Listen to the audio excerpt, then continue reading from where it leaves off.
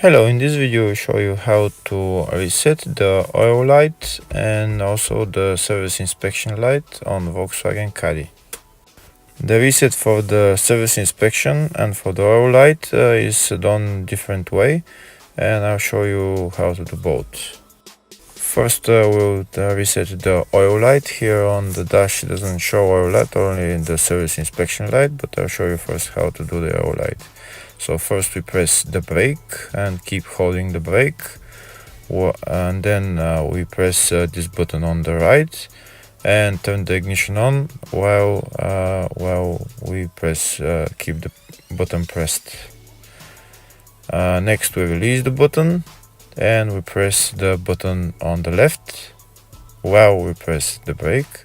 We press the button on the left and then we press the button on the right, and we can then turn the ignition off, and that's the oil inspection light off. Next we will reset the service inspection light.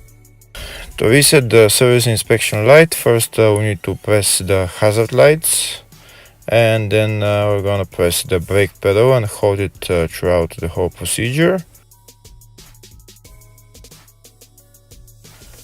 Then we're going to press and hold the button on the right while the ignition is off, and then we're going to turn the ignition off while the button is pressed.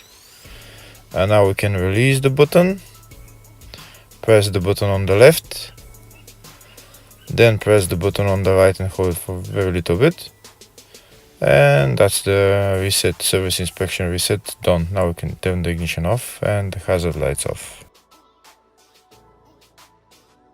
Now we'll turn the ignition on to see that all the lights are gone. And that's how you do a reset on the oil and the service inspection on Volkswagen Caddy. Thank you for watching.